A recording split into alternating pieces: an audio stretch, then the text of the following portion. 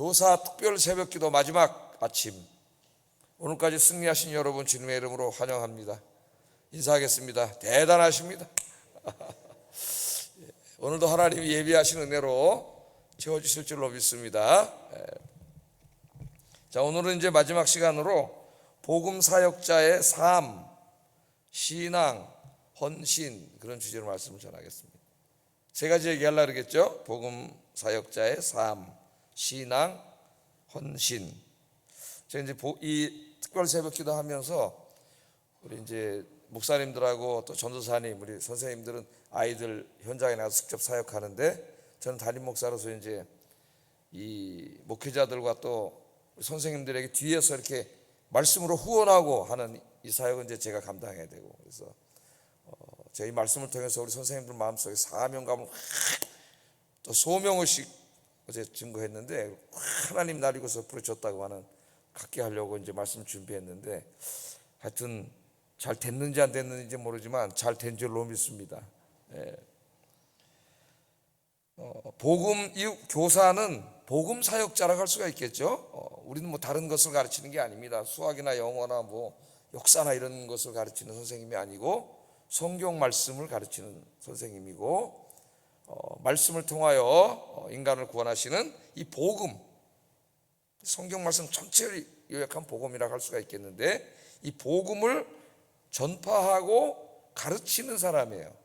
하나님 말씀을 전파하고 가르치는 사람이 주일학교 선생님입니다. 이 주일학교 선생님의 삶, 신앙, 헌신 어떻게 해야 되겠는가?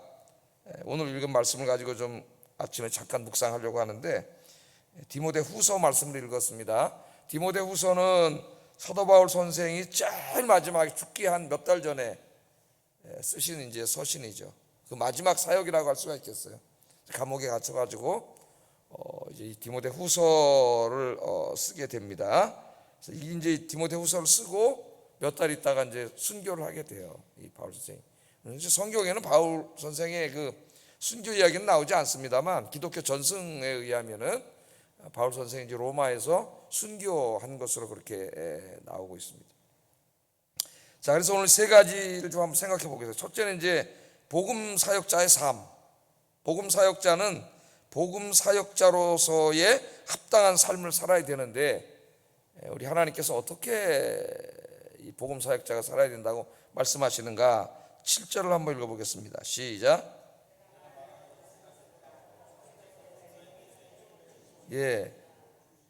자, 우리가 다 성경을 읽지는 않았고 이제 7절부터 읽었는데, 내가 말하는 것을 생각해 보라, 그렇게 말씀하셨어요. 그러면 그 말씀, 지금 그 앞에 있는 말씀이죠. 내가 이 말한 것을 생각해 보면 그 말씀을 깊이 묵상하는 가운데 하나님이 어떻게 살아야 되는가 총명, 이 총명은 지혜죠. 하나님이 지혜를 주신다는 거예요. 그래서 여러분 말씀을 깊이 묵상하고 말씀을 듣고 공부하면은 그 말씀을 통해서 하나님이 지혜를 주세요. 이 말씀은 하나님의 지혜거든요. 여기에 신앙의 지혜도 담겨 있고 인생의 지혜도 여기다 담겨 있습니다. 그럼 내가 말한 것을 생각해 보라. 이 복음 사역자의 삶이 어떤 것인가 한번 알려면 지금 바로 앞에 있는 것이에요. 내가 말한 것, 방금 말한 걸 생각해 보라 그랬어요. 방금 말한 게 뭐냐면은 그 앞에 있는 말씀이죠. 3절부터 6절까지 있는 말씀. 유명한 말씀이죠. 이거는 3절부터 6절 말씀입니다. 세 가지 비유로 이 복음 사역자의 삶을 이야기하고 있습니다. 첫째는 그리스도의 군사. 그러니까 우리 이제 복음 사역자들은 그리스도의 군사처럼 살아야 된다. 군인처럼 살아야 된다 그 말이에요. 두 번째는 올림픽에 임하는 운동선수. 다 비웁니다. 하나하나가 운동선수처럼 살아야 돼요. 세 번째는 진짜 가을에 결실을 맺기 위해서 여름, 봄, 여름 열심히 파종하고 그걸 이제 돌보고 농사 짓는 농부처럼 살아야 된다.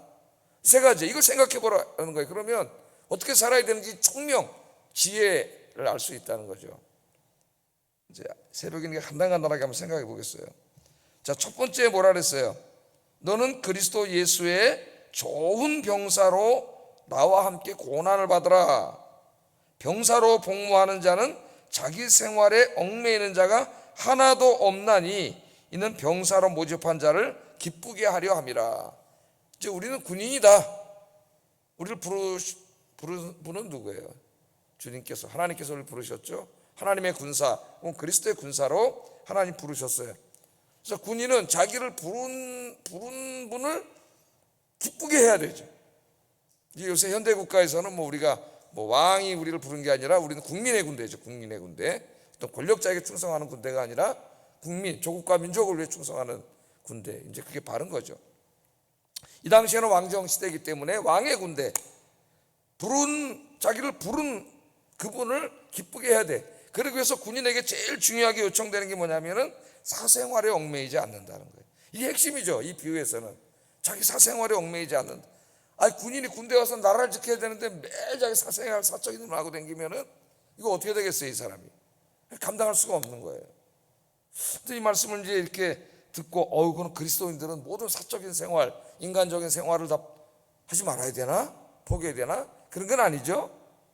우리 그리스도인들도 육신의 몸을 입고 이 땅에 살아갑니다. 또 많은 사람들을 만나요. 믿지 않는 사람들도 많이 만나서 같이 일을 하고 우리가 그렇게 살아가고 있어요. 그 육신의 필요를 위해서 우리가 직장 생활도 하고 가정도 돌봐야 되고 어느 정도 자기 개인의 여가 생활도 필요하고 그렇게 하지 말라는 게 아니에요. 여기서 강조하는 것은 뭐냐면은 우선권의 문제입니다. 우선권의 문제. 군인의 우선권은, 군인에게도 사생활은 있어요. 제한되어 있지만은 사생활은 있어요. 근데 군인의 우선권은 뭐예요? 사생활에 매이면 안 돼. 자기 군인으로 있는 이상은 그 군인으로서 부르신 조국과 민족을 위해 최선을 다하는 것이 가장 중요한 일이에요. 그래서 여기서 이 말씀은 우선권의 문제입니다. 우선권. 복음 사역자들은 삶의 최고 우선권을 어디다 놔야 돼요? 하나님이 맡겨준 사명, 이 복음 사역, 여기에 두고 살아야 됨을 가르치고 있습니다. 하나님이 가장 기뻐하시는 일은 세상을 구원하는 일, 하나님의 뜻은 세상을 구원하는 일이에요. 그래서 우리 선생님들이 여러분에게 맡겨준 그 영혼들을 구원하기 위해서, 또 그 친구들 복음도 전해야 되잖아요. 온 사람만 할까요? 전해서 가르치고 또 복음을 전파하고 이 하는 일을 여러분 인생의 최우선권으로 두는, 가장 중요하게 여기는 그리스도의 군사가 되기를 바랍니다. 그러면 이 일을 위해서는 나머지 나의 사생활은 2차적인 게 되는 거예요. 이 일이 긴박할 때는 나머지는 안 하면 그만이에요. 거꾸로 하면 안 되겠죠. 근데 너무 바빠, 개인 일이, 나 이걸 못해. 그 사람은 그리스도의 군사가 아니에요. 다른 걸 안 하면 그만이에요. 돈 안 벌면 그만이지. 이 그리스도의 군사는 첫째 중요한 게 사생활에 얽매이지 않는다. 두 번째는 운동선수에다 비했습니다. 고대 올림픽에 참여하는 운동선수. 근데 운동선수 열심히 해라가 아니라 여기는 다른 데는 좀 열심히 하는 걸로 설명을 많이 했는데 오늘 여기 이제 복음사역자의 특징을 말할 때는 열심히 하는 걸 얘기하지는 않았어요. 뭐라 그랬어요? 경기하는 자가 뭐대로 경기해야 돼요? 법대로 경기하지 아니하면 승리의 관을 얻지 못할 것이며. 그러니까 이제 막 열심히 이제 막 레슬링도 하고 마라톤도 하고 막 이제 옛날 고대 올림픽에 나온 사람들이 하는데, 이제 1등을 하면 면류관을 타잖아요. 금메달. 지금으로 하면 금메달을 탁 타는데 그때는 면류관을 탁 씌워주면 막 최고의 영예죠. 사람들이 막 박수 치고 최고 영예가 되는 거죠. 그런데 나중에 봤더니 약물 검사해 봤더니 약물 양성 반응이 나왔어요. 그럼 어떻게 돼요? 법을 어긴 거죠. 그럼 다 박탈당하는 거예요. 지금으로 말하면 그런 얘기를 하는 거예요. 자, 마라톤을 해 42.19 탁 뛰는데 한 사람이 뛰다가 싹 보니까 아무도 안 와. 그러니까 얼른 오토바이 타고 맹 가가지고 한 30km에서 반쯤 쉬고 있다가 싹 오니까 그 다음 뛰었어요.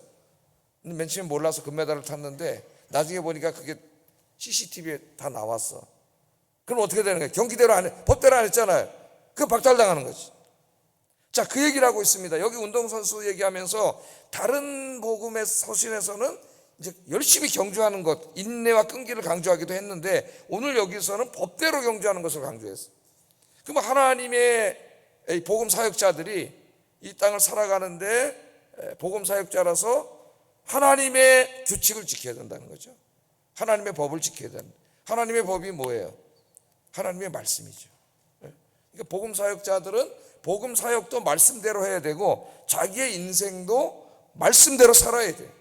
삶에 있어서 엉망인 사람, 나 주님의 일을 해 그러면서 하나님 말씀을 어기고 엉망진창으로 막 하는 사람은 합당하지 않아요. 그래서 규칙대로 하는 것, 말씀대로 사는 것, 말씀대로 사역하는 것에 강조점을 두고 있습니다. 지금 내 마음대로 하면 안 된다, 그거죠. 그 다음에 이제 그래서 그 중세에 르네상스 시대를 열었던 에라스무스라고 하는 사람, 여러분 잘 알죠? 르네상스의 아버지. 그러면 우리 중고 초등학교 때부터 배울 거야. 뭐 에라스무스 그러잖아요. 에라스무스. 이 에라스무스는 이렇게 말을 했어요. 우리가 터키인들을 구원하려면, 이때는 막 터키인들이 쳐들어오고 막 그럴 때 아닙니까? 야만인이라고 생각을 했는데, 터키인들을 구원하려면 우리가 먼저 그리스도인이 되어야 합니다. 아주 굉장히 우리가 많은 것을 생각해야 돼요. 저 무슬림들이 유럽에 막 들어와가지고 이제 무슬림을 전파하고 막 무력을 행사하고 막 이러는데, 저 사람들을 구원해야 되는데, 저 사람들을 구원하려면은 우리가 규칙대로 살아야 된다는 거예요. 하나님 말씀대로 진정한 그리스도인이 돼야 된다는. 그래야 저 사람들이 우리를 보고 감동을 해서 예수님을 믿게 된다는 거예요. 이 시대 최고의 천재인 에라스무스가 그런 말을 했습니다. 규칙대로 사는 게 중요하다. 우리 그리스도인들이 편법 쓰고 그런 거 절대 하면 안 돼요. 그 다음에 이제 마지막 비유는 농부처럼 살아야 된다. 농부는 이제 이게 열심히 하는 거죠, 그죠? 농부는 뭐예요? 가을에 이제 막 황금 물결이 막 넘실넘실거리고 막 하는 이제 곡식 결실을 맺기 위해서 이제 하는 게 농부인데, 그러기 위해서 그냥 맨날 여름에 아유 덥다 그냥 그러고 그냥 에어컨 밑에 들어가서 앉아 있고 바깥에 나가 전도도 안 하고, 농부는 일하는 거지. 농사도 안 짓고 피는 막 자라는데 아유 더워 귀찮다 그냥 그러고 나가지도 않고, 그럼 어떻게 되겠어요? 농사 되겠어요, 안 되겠어요? 다 망치겠죠. 그 가을에 결실은 그냥 앉아서 그냥 꿈만 꾼다고 되는 게 아니에요. 꿈만 꾸는 사람은 꿈을 절대 이룰 수가 없어요. 왜냐하면 몽상가라래, 우리가 그런 사람을 몽상가. 꿈이 있는 사람은 오늘 엄청나게 열심히 일을 해야 그 꿈이 이루어지는 것이지, 오늘 땀을 흘리지 않는데 내일이 어디 있겠어요? 우리 인생 모든 법칙이 마찬가지. 하나님의 법칙은 뭐예요? 뿌린 대로 거두는 거예요. 뿌린 대로. 자기가 뿌린 게 없는데, 아무것도 하지도 않는데, 기도도 하지 않는데 뭐가 있겠어요? 그 농부가 그 결실을 위해 열심히 일하는 것처럼 여기 핵심 포인트는 뭐예요? 그렇게 수고해야 된다는 거예요. 수고. 땀을 흘리면서 헌신하고 수고해야 결실이 있다는 겁니다. 이 복음사역에도. 세상 일도 마찬가지죠. 학생은 공부 잘해서 자기가 원하는 대학을 가려고 그러면 매일 놀고 그래가지고 걔가 어떻게 자기가 원하는 대학을 가겠어요? 남들 놀 때 밤을 새면서 공부를 해야 자기가 원하는 대학을 갈 수 있지 않겠습니까? 농부 비유입니다. 열심히 수고하고 헌신하고 땀을 흘려야만 결실이 있다는 거 우리가 꼭 기억을 해야 돼요. 자, 그래서 우리 선생님들이 정말 한 영혼을 위해서 기도하면서 이렇게 여러분이 기도하시는 거잖아요. 나와서 기도하면서 말씀을 연구하고, 그것도 매일 그 말씀을 일주일 동안 어떻게 가르치까 연습을 해. 연습.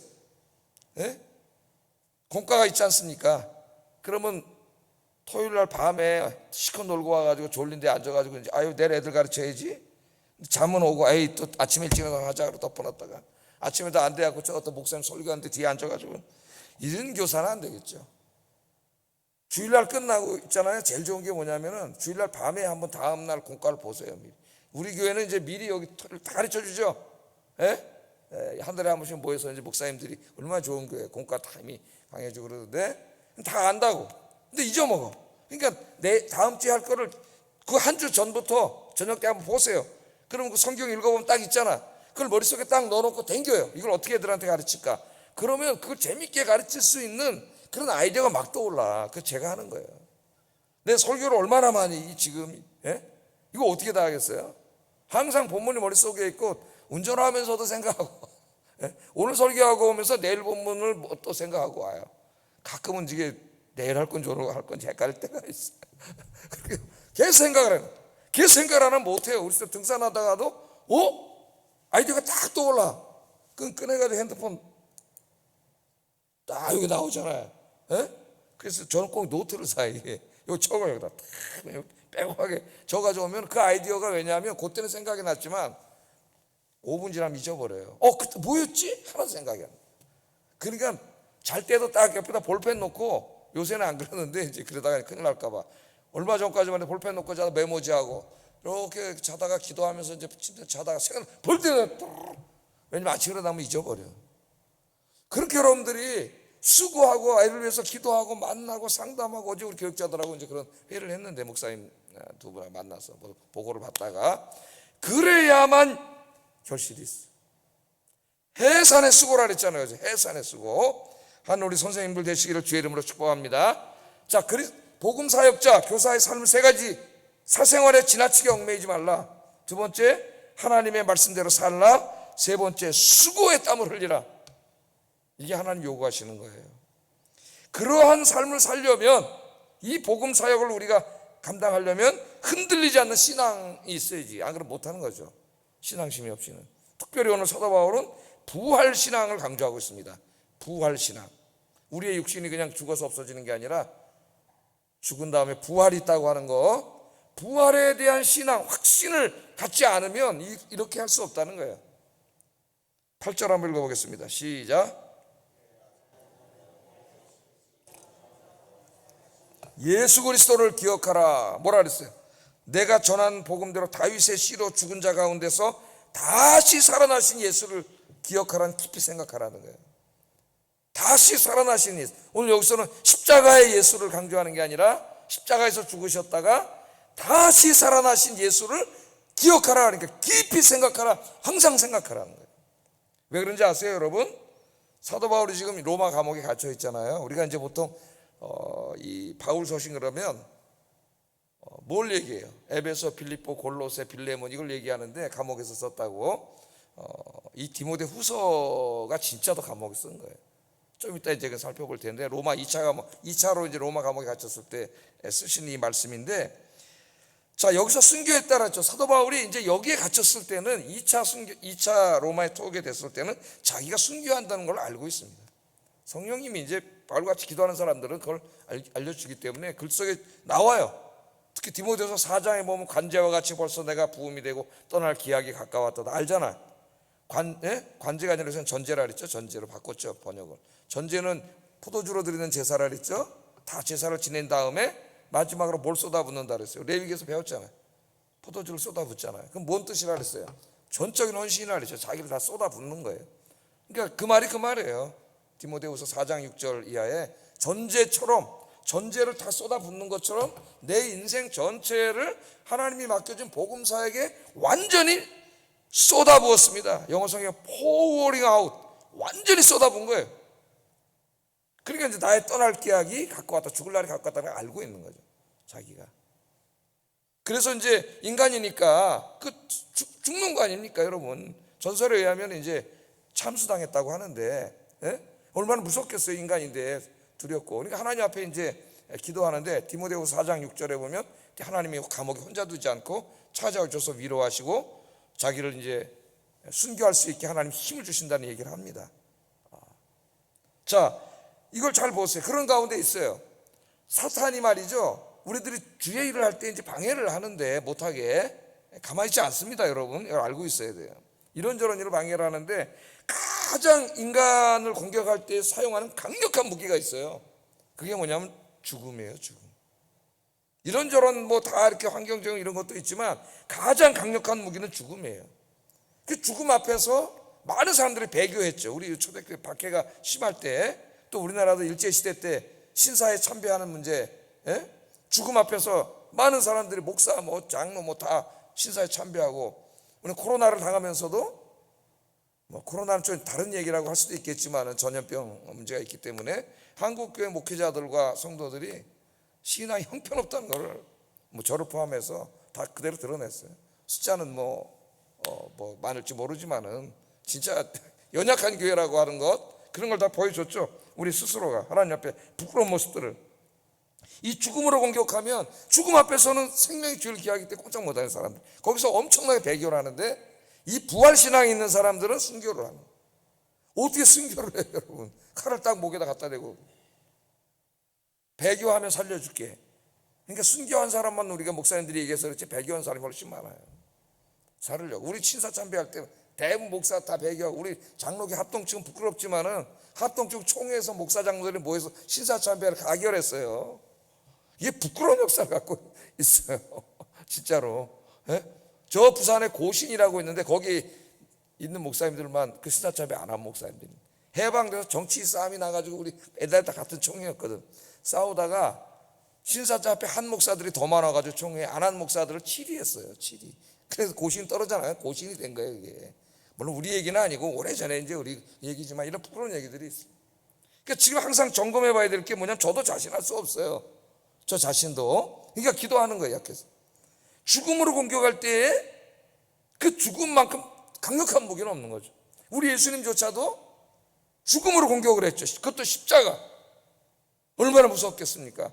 그 겟세마네 동산에 우리 주님의 기도를 보세요. 근데 겟세마네 동산에서 우리 주님이 내 뜻대로 마시고 아버지 뜻대로 하옵소서. 될 수 있으면 이 잔을 피하게 해주세요. 그건 한 사람의 인간으로 너무나 고통스러운 죽음을 해야 되잖아요. 예수님도. 뭐 예수님 난 하나님이니까 고통 안 느끼고 그냥 할래. 그럼 사기가 되는 거 아니에요? 그 고통을 다 당하셔야 진짜 우리를 구원하기 위해서 십자가에 달리신 거죠. 그 능력을 제한하시고 그걸 우리가 당하는 것처럼 다 당하는데 겟세마네 동산에서 그 기도를 하지 않습니까? 기도를 하고 아버지 뜻대로 하옵소서 당당하게 십자가에 가서 죽음으로써 순교함으로써 뭐 순교라고 하긴 그렇지만 대속의 죽음을 죽음으로써 우리를 구원하셨지 않습니까? 3일 만에 죽음의 권세를 깨뜨리고 우리 예수님 부활하셨어요. 오늘 사도 바울이 뭐라 그러느냐? 자기도 좀 있으면 죽는 거 알아요. 이 부활 신앙이 없이는 자기도 배교할 수밖에 없다는 걸 아는 거예요. 이 부활에 대한 확신이 없이는 죽음 앞에서는 자기조차도 어떻게 할 수가 없는 거예요. 위대한 바울도 그래서 자기가 이 이제 순교를 받아들이고 순교해야지를 결심하게 된 강력한 그 무기가 뭐냐면 바로 부활에 대한 확신. 그걸 얘기하는 거예요 지금. 예수 그리스도를 깊이 생각하라. 부활하신 예수 그리스도를 생각하라. 우리는 여러분 믿음이 있다고 하는데 저 자신도 부활을 믿죠. 저도 영생을 믿고 천국을 믿는데 그 믿음이 완전하지 않아요. 왜냐하면 인간이 죄짓고 타락한 이후에 완전한 믿음은 없어요 이 땅에. 그렇기 때문에 여러분 자꾸 어떻게 죽음을 생각하면 내가 예수 믿는다 하면서도 무섭고 두렵고 불안한 거예요. 인간은 내가 믿음이 없는 게 아니 완전하지가 않아요. 근데 주님 앞에 늘 저도 여기서 부활 신앙 천국 영생 기도하면은 그게 조금씩 어디로 가요? 확신 쪽으로 가면서 내가 확신을 할수록 죽음에 대한 두려움이 약해져. 아 이제 진짜 하나님이 계신데 아버지가 계신 천국 우리 엄마 아버지도 먼저 가 계시고 이제 갈 수 있겠다 이런 믿음이 생겨요. 그래도 완전하지가 않아요. 어떨 땐 또 이 죽음은 이게 좀 또 그런 마음도 생겨요. 솔직히 말하면은 인간의 마음속에. 그러니까 계속 기도해서 이 부활의 신앙을 갖는 게 가장 중요해요. 부활의 신앙이 확고해질수록 여러분 행복해져요. 왜냐하면 우리를 가장 두렵게 하고 무섭게 하고 불행하게 하는 게 죽음이거든. 사실은 모든 인간의 불안과 우울은 그 뿌리로 내려가면 죽음이 있어요. 죽음 때문에 다 올라오는 거예요. 거기서 이 부활의 신앙을 확고히 갖는 여러분 되기를 주의 이름으로 축복합니다. 결심만으로 되는 게 아니에요. 이걸 부활의 신앙이 더 확고해지려면 매일 주님과 만나는 시간을 가져야 돼요. 매일. 그러면 점점 부활에 대한 신앙은 확고해지고 죽음에 대한 두려움은 점점 약해져요. 완전하지는 않다 그랬어요. 우리 인간은 이런 기도하시기 바랍니다. 마지막으로 복음 사역자는 어떠한 상황 속에서도 복음 사역에 헌신해야 된다. 아까 농부 비유하고 좀 비슷할 수가 있는데 9절 한번 읽어보겠습니다. 시작.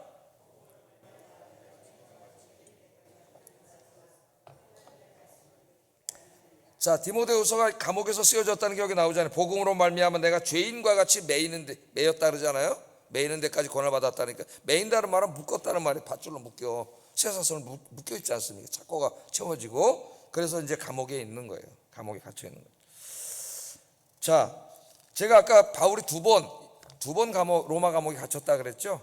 디모데서를 수요일 날 와서 공부하신 분들은 이제 내용을 잘 알 겁니다. 내용을 그때 다 가르쳤기 때문에 자세한 거는 또 들어가서 공부를 하세요. 여러분 컴퓨터에 다 있으니까. 그것조차도 공부 안 하는 사람 게으러 터진 사람이에요.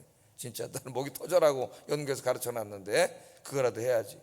1차 투옥 이야기는 사도행전에 다 있죠. 네, 사도행전 그게 1차 투옥이에요. 그 1차 투옥 사도행전 끝날 때는 어떻게 끝나요? 이제 가택연금 상태였습니다. 그때는 하나님 감옥에 쳐놓은 게 아니라 미결수였고 아직 판결이 안 내린 미결수로 재판받으러 간 거 아니에요.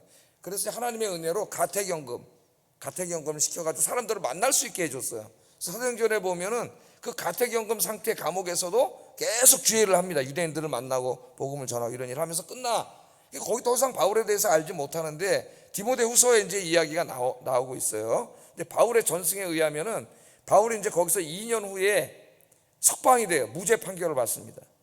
빌립보서 1장 같은 데 읽어보면은 무죄 판결 받을 거라는 확신이 있어요. 바울에 그때는 너희의 기도로 내가 이제 무죄 석방 받을 것 같다는. 그래서 재판을 받아가지고 나왔어요. 그래서 나와서 이제 그 전승의 기독교 전승을 읽어보면은 저 바울이 가고 싶은 데가 어디까지 간다 그래요. 로마서 15장에 보면 어디까지 가고 싶다 그랬어요. 저 서바나 스페인까지 가서 복음 전하기 원한다 그랬잖아요.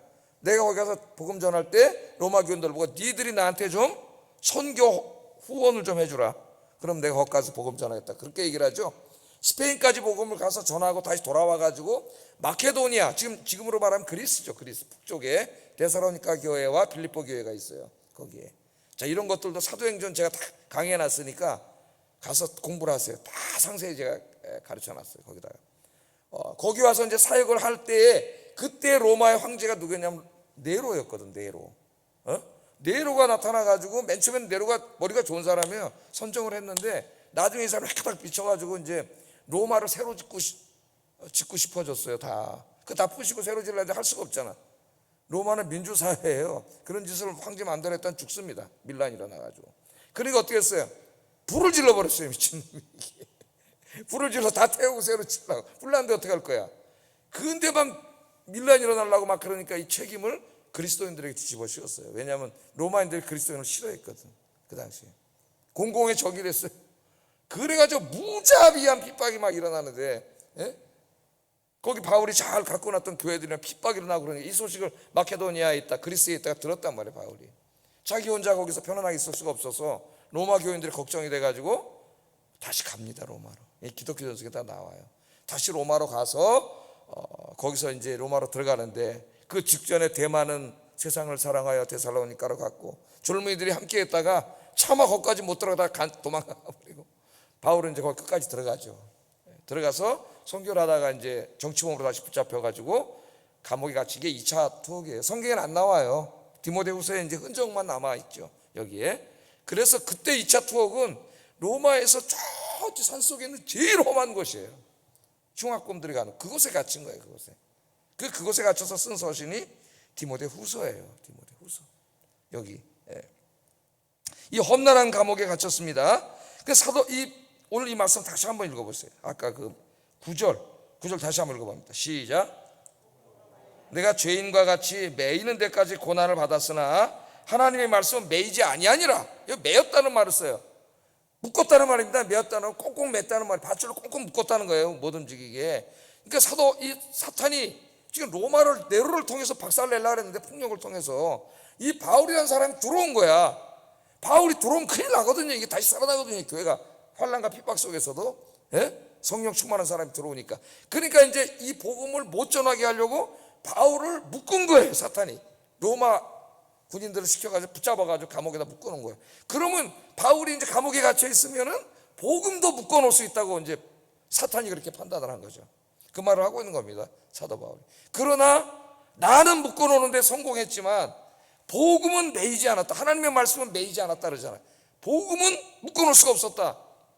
왜 복음을 묶어놓을 수가 없었어요? 사도 바울이 감옥에 들어가가지고 가만히 있는 게 아니라 그 흉악범들한테 복음을 계속 전하는 거예요.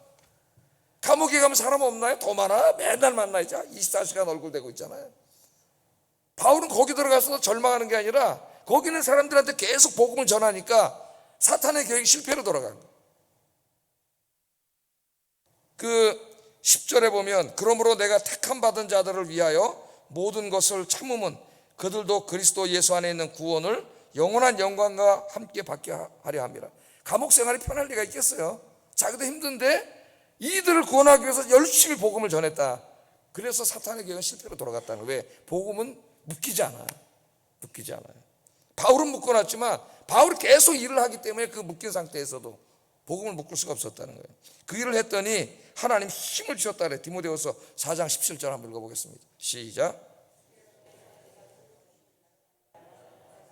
온전히 전파되어 모든 이방인이 듣게 하려 함이니 내가 사자 입에서 건집을 받았느니라. 아멘. 주께서 내 곁에 서서 힘을 주시면, 놀라운 말 하지 않습니까? 감옥에, 그 험악한 감옥에서 고통 속에 있는데 주님께서 혼자 들어간 줄 알았는데 누가 서 있어 옆에? 주님이 서 있어. 주님께서 내 옆에 서서 나에게 힘을 주셨습니다. 이런 체험이 있기를 주의 이름으로 축복합니다.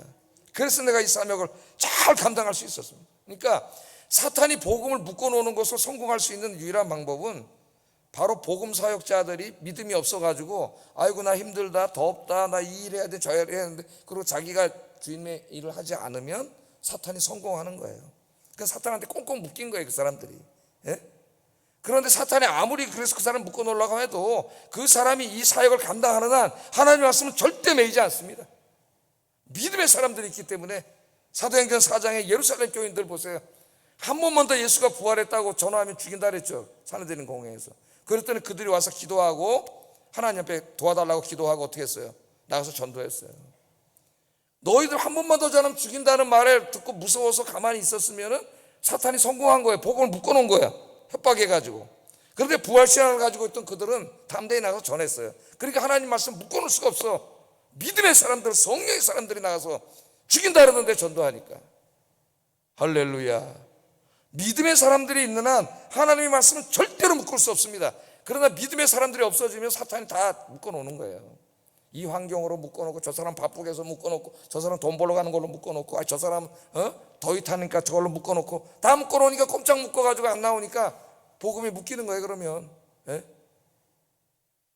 여러분이 살아있는 한, 성령 충만한 그리스도인이 있는 한 복음 묶이지 않고, 기독교 역사에서 복음이 묶인 적은 없어요. 순교의 신앙으로 기독교인들이 사역을 했기 때문에. 마지막으로 하나만 얘기하고 오늘 마지막 날에서 제일 길게 설교하네. 마치겠습니다. 어느 의사 선생님의 간증에서 제가 가져온 거예요. 의사 선생님의 간증이에요, 간증. 한 의사가 이제 개업을 했습니다. 대학병원에서 이제 하다가 개업을 했어요. 병원이 너무 잘 됐다 그래요. 병원이 잘 되면 안 되는데 사실은 환자들이 많이 오는 거니까 너무 잘 됐대요. 이 의사는 밤에 병원 문을 닫으면 직원들을 퇴근시키고 그날 번 돈을 셌대요. 그러니까 옛날 얘기, 옛날에 있어요. 요새 뭐 돈 셀 일이 있겠습니까만 돈을 셌대요. 그러니까 돈이 막 엄청난 거야, 엄청. 자기가 의사하면서 관심은 하여튼 문 닫아놓고 돈 세는 거야, 돈밖에 없대요, 돈. 어떤 저 식당에 보니까 식당을 개업했는데 어떤 사람이 친구가 화환을 보냈는데 거기 이렇게 써놨더라고. 화환 그 띠에다가 돈 세다 죽게 해주세요. 돈 세다 죽게 해주세요. 야, 자, 그런데 어느 날 밤 그 이제 또 다 문 닫아놓고 돈을 세는데 그 돈을 열심히 세고 있는데 문득 이런 생각이 들더라고요. 문득 드는 생각이 하나님 주신 생각이에요. 내가 하나님 앞에 가면 뭐라고 보고 드리지? 그 생각이 들더래요. 의사 노릇하고 돈만 세고 왔다고 보고하면 하나님이 내 인생을 기뻐하실까? 기뻐하시겠어요? 그 생각이 문득 들더래요. 이런 생각을 하니까 갑자기 부끄러워서 얼굴이 뜨거워졌답니다. 혼자 있었는데 자기 혼자 생각한 거죠. 그런 하나님이 기뻐하시는 일이 무엇인가 생각을 해봤대요. 다니엘서를 읽다가 다니엘서 12장 3절 말씀이 떠올랐답니다. 많은 사람을 옳은 대로 돌아오게 하는 자는 별과 같이 영원토록 비치리라. 많은 사람을 옳은 대로 돌아오게 한 사람, 그 이름이 하늘에 별과 같이 빛나리라. 최고의 영광이잖아요. 그래서 이 의사 선생님이 회개하셨대. 말씀을 읽고 회개하셨대. 그리고 다음 날부터 환자들 찾아오면 예수님의 사랑으로 정성껏 치료해 줬답니다. 뿐만 아니라 병과 죽음과 내세에 대해서 이야기하면서 전도를 했대요. 의사 선생님이 전도하기 제일 쉬워요, 사실. 의사의 권위도 있잖아요. 그날 밤이 되면 돈 세는 것 대신에 전도한 사람 명단 놓고 기도하기 시작했답니다. 그날부터 하나님께서 기뻐하실 걸 생각하니까 그렇게 하루가 보람되고 기쁠 수가 없더라고요. 여러분들이 바로 그런 분들이 되시기를 주의 이름으로 축복합니다. 기도하겠습니다. 그리스도의 군사로서 사생활에 얽매이지 않고 복음 전도를 내 삶의 최우선에 두며 농부들처럼 열심히 복음 전하고 가르치는 삶을 살게 하소서. 부활 신앙을 갖고 순교의 각오로 복음을 전하고 가르치게 하소서. 복음 사역자를 꽁꽁 묶어둠으로 하나님의 말씀도 꽁꽁 묶어두려고 하는 것이 사탄의 계략임을 알고 열심히 복음을 전하고 가르치게 하소서. 기도하겠습니다. 사랑과 은혜가 충만하신 아버지,